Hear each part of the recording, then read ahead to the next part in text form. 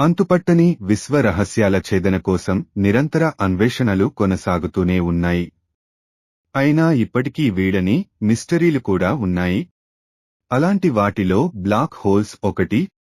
భౌతికంగా అత్యంత చీకటితో కప్పబడిన ఈ బ్లాక్ హోల్స్ సృష్టి రహస్యం గురించి సైన్స్ కూడా సమాధానం చెప్పలేని ప్రశ్నలు ఉన్నాయి.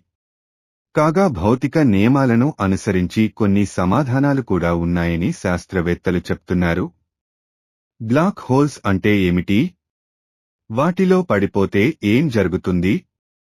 అనే అంశాలను సైంటిస్టులు విశ్లేషించారు. అంతరిక్షంలో అత్యధిక గురుత్వాకర్షణ కలిగి ఉన్న కొన్ని ప్రత్యేకమైన ప్రాంతాలనే బ్లాక్ హోల్స్ లేదా కాలరంధ్రాలు అంటారు.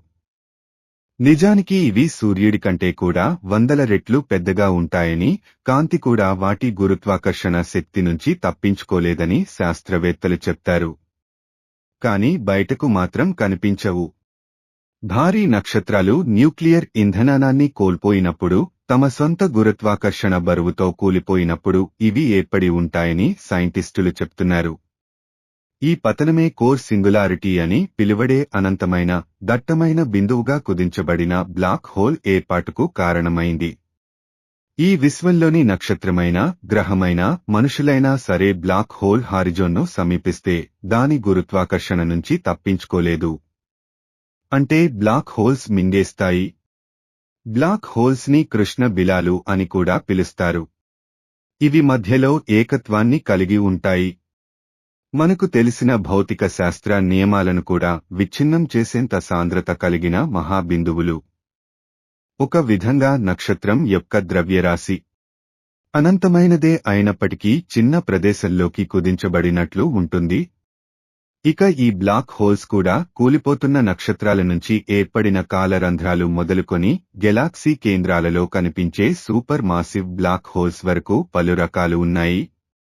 వీటిలో సూపర్ మాసివ్ బ్లాక్ హోల్స్ సూర్యుని ద్రవ్యరాశి కంటే మిలియన్ల నుంచి బిలియన్ల రెట్లు ఎక్కువ పెద్దవి. భౌతిక శాస్త్రవేత్త స్టీఫెన్ హాకింగ్ ప్రకారం బ్లాక్ హోల్స్ రేడియేషన్ను విడుదల చేయగలవు. కాలరంధ్రంలో పడిన ఏదైనా పదార్థం లేదా నక్షత్రం శాశ్వతంగా ఉండిపోతుందా? లోపల భద్రపరచబడుతుందా? అనే సందేహాలు ఉన్నప్పటికీ వీటికి సమాధానాన్ని సైంటిస్టులు పూర్తిస్థాయిలో గ్రహించలేదు. కాకపోతే 2019లో event horizon telescope black hole నీడ యొక్క మొట్టమొదటి చిత్రాన్ని గ్రహించింది. ఆ తర్వాత ఈ ఏడాది ప్రారంభంలో నాసా సైంటిస్టులు సూర్యుడి ద్రవ్యరాశి కంటే 4.3 మిలియన్ రెట్లు ఉన్న ఒక సూపర్ మాసివ్ బ్లాక్ హోల్లో పడిపోతే ఎలా ఉంటుందో తెలుసుకునే అనుకరణను రూపొందించి అబ్జర్వ్ చేస్తున్నారు. ఇది ప్రస్తుతం పాలపుంత గెలాక్సీ మధ్యలో ఉన్న బ్లాక్ హోల్తో సమానం. నాసా రూపొందించిన సూపర్ మాసివ్ బ్లాక్ హోల్ పరిశోధన ప్రకారం ఎవరైనా దాని సమీపానికి చేరుకున్నప్పుడు గురుత్వాకర్షణలో గణనీయమైన పెరుగుదలను అనుభవిస్తారు. ఈ పరిస్థితి మనం ఉన్న సమయం, స్థలం గురించిన అవగాహనను వక్రీకరించడం ప్రారంభిస్తుంది. చుట్టూ ఉన్న వాతావరణాన్ని మరింత వింతగా మారుస్తుంది.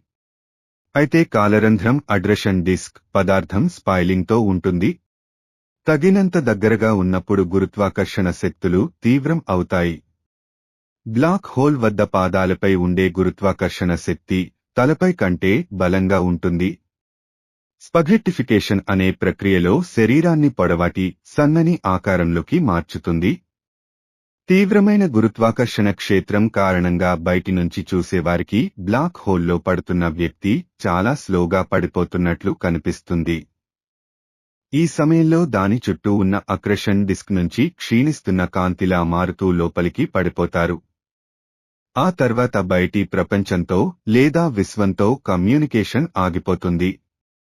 కాగా ఈ బ్లాక్ హోల్స్ లోపల ఏముందో తెలుసుకునే ప్రయత్నాలు విఫలం అవుతున్నాయని శాస్త్రవేత్తలు చెప్తున్నారు. అన్వేషణ కొనసాగుతోంది.